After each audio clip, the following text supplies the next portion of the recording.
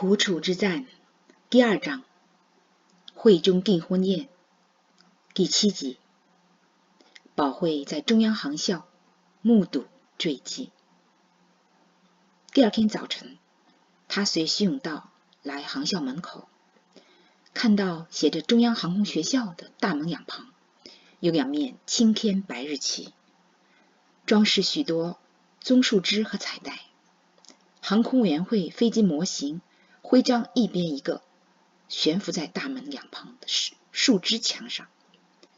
他看见航校旗杆实际刻着，把我们的身体、飞机和炸弹与敌人的兵舰、阵地同归于尽。心里猛然一颤，脸色霎时变白。徐永道见状说：“别害怕，要让敌人害怕，让自己刚强壮胆。”又说：“我们订婚的事已向长官汇报，校方同意你参加毕业典礼并恳亲会。”为什么要向长官汇报我们订婚的事？他问。航校飞行教官不能随便找个女人当老婆，他笑着回答。中央航校特意从全国各地和海外请来参加毕业典礼并恳亲会的毕业生的父母、兄弟、姐妹、家人参加盛会。上午8点，阅兵开始，接着毕业学员表演飞行。几分钟后，意外发生，一架飞机出现机械故障，机头撞地起火，瞬间浓烟滚滚。座舱里的学员就是跟徐永道去上海虹口侦察日军基地的黄问墨。毕业生家人观礼台，距出事地点有相当距离，他们没有亲眼目睹悲剧。有人通知徐永道，黄问墨飞机失事已殉职，要徐永道先保密，且陪黄问墨的父母参加毕业典礼并恳亲会。盛会结束，再找机会禀明此事，安抚二老。午餐前，徐永道把严宝慧叫到一边，说了黄问墨殉职之事，让他吃饭时坐在黄母左边，他坐黄父右边，陪伴2位老人。他要严宝慧找机会对黄问墨的母亲说，黄问墨接紧急任务临时飞南昌，今晚回不来，让二老安心参加下午毕业典礼并晚上恳亲会。之后学校派车送二老到西湖饭店休息。下午毕业典礼在中央航校嘉梅堂举行，全体教官和学生肃立，奏乐，唱党歌、校歌，向国旗、党旗，总理一向3鞠躬。黄校长阅读总理遗嘱，接着蒋中正向毕业生颁发毕业证书，并刻有蒋中正赠佩剑。叫到黄问墨时，徐永道上前代为领取。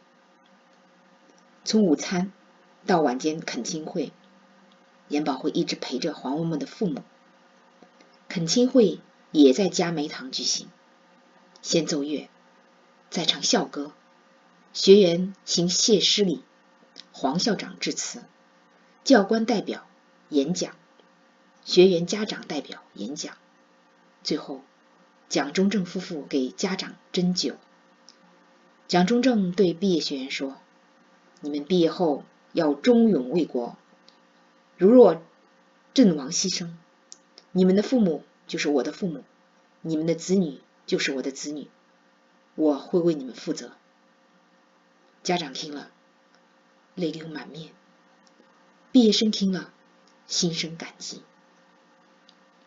蒋中正夫妇亲自给家长赠送丝绸刺绣和明前龙井茶等浙江特产。严宝慧第一次亲临飞机失事现场，目睹几分钟前青春洋溢的英俊小伙黄文墨，瞬间化为一缕浓烟。他心情极其低落，同时却要忍住悲伤，面带微笑陪黄文墨的父母，还要说所谓善意的谎言。恳亲会结束，有专车送黄文墨的父母去西湖饭店下榻。严保会伪装了一天，送走黄文墨的父母实在撑不住了，他伏在徐永道肩头哭泣，他哭黄文墨，也哭他自己。在他陪黄文墨的父母时，心中掠过阵阵的担忧，这类事故会发生在每一位飞行员身上。徐永道掏出手帕擦去他的泪水，说：这样的飞机失事不是第一次，也不是最后一次，真打起仗来，机毁人亡乃是平常。他哭着问他：永道，你怕吗？有准备就不怕。他说。保会，你怕吗？他问。怕什么？他反问。怕当寡妇。他说。有准备就不怕。他说。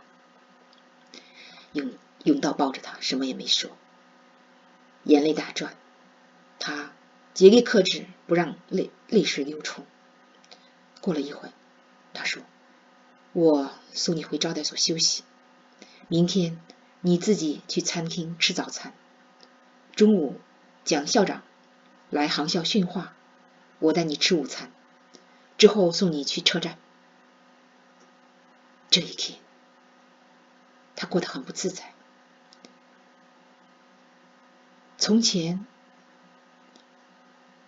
从未心口不一，从未故意撒谎，但是今天他忍住悲伤，假装若无其事，陪黄文墨的父母，让二老对儿子已死的事蒙在鼓里。回到招待所，他洗漱完毕，就跪在床边祷告，心情才渐渐平复。次日清晨，天还没亮，他就醒了，想起昨日悲剧，他又开始情绪低落，不想吃东西。晨祷后，他坐在桌前，读他从美国带回来的英文版 L.B. Coleman 的书 Streams in the Desert， 翻到10月13日，正是今日。灵修经文是腓立比书4章6节，应当一无挂虑，只要凡事借着祷告、祈求和感谢，将你们所要的告诉神。他似乎听到微弱声音说：孩子，不要忧愁，只管往前走。他所惧怕、所忧愁的是徐永道如黄文墨那样突然机毁人亡。他惧怕死亡把他从他身边夺去。他又读几页圣经，觉得眼睛疲倦，精神困顿，就躺在床上迷迷糊糊睡过去了。几声清脆又温柔的敲门声把他惊醒。他对镜子梳理头发，穿好衣服，跑去开门。门开了，徐永道站在门口，目光温柔，见他一脸倦意，就问：昨夜睡得好吗？睡过头了，他说。徐永道感觉他还沉浸在昨日黄文墨失事的哀伤中，不知如何让他走出阴影，因他自己也在悲伤苦楚中。昨晚他几乎一夜没睡。不久前，黄文墨还和他去虹口，跟他训练，陪他打球。那日子像电影般闪现，健壮、爽朗、机敏、帅气的小伙子，突然就没了，事先竟没任何征兆。他带他吃完午饭，就送他去笕桥车站。临别，他握住他的双手，情不自禁改了称呼，说：慧，生死不由人，不要为明天可能发生的悲剧愁烦，当以感恩之心品味此刻之甘甜。找个周末，我带你去湖滨公园雇条船，游西湖散散心。父亲带我去过湖滨公园，但没在西湖坐过船，他说。正说着，火车进站了，他把他送上火车前，他附在他耳边说：你叫我慧，我叫你勇，我们永远在一起。他意外的亲昵，使他心得宽慰，说：好，就叫我勇，你我永不分。车开动后，他冲着他大声说：慧，我一定带你去泛舟西湖。毕业典礼恳亲会后，徐永道被派到广州执行任务。等他回到笕桥，一块深秋时节。礼拜天清晨，他特意穿军装，赶早班的火车到杭州。比挺空军上尉制服，使他尽显书生英武，一路吸引很多女子眼光，招揽南海艳羡明眸。他要去广汉医院，先陪严保慧在医院内小礼拜堂参加主日敬拜。礼拜结束后，他要如前所约，带他去湖滨公园划船。徐永道走进医院礼拜堂，敬拜还没开始，会众在唱诗，他一眼看见严保慧弹钢琴。就在同一瞬间，他抬头望他，二人目光对话，相视微笑意会。他径直走向最靠近他的会众席，坐下默祷。严保慧边弹琴边用余光看他，心被幸福充满。这些天来，他一直等他来看他，他信守诺言，今天来了。他也爱上他，也爱他穿军装时透出的英武侠气。礼拜结束，他陪他走出礼拜堂，来到医院门口，等订好的出租车。从礼拜堂到医院门口，短短几十步路，二人引来许多年轻姑娘和小伙子的羡慕。这日，天蓝得清澈透明，阳光柔和宜人。他牵着她的手，在湖滨公园西湖畔漫步，二人都感觉像漫步在伊甸园河水旁。杭州灵秀之地，尽在西湖之滨。他两人沿湖边小路走过，游人不时投来注目礼，尤其姑娘媳妇们。慧，你看，很多女人都羡慕你呢，他说。你穿上军装带我来这里，是为吸引很多女人啊，他说。宝姑娘，你又变成林黛玉了，我可是不喜欢林姑娘，他说。我也不喜欢林姑娘，尤其不喜欢她的刻薄，他说。他其实喜欢她言语机敏又节制，恰到好处让他一步，而他也暗自欣赏他对分寸的把握。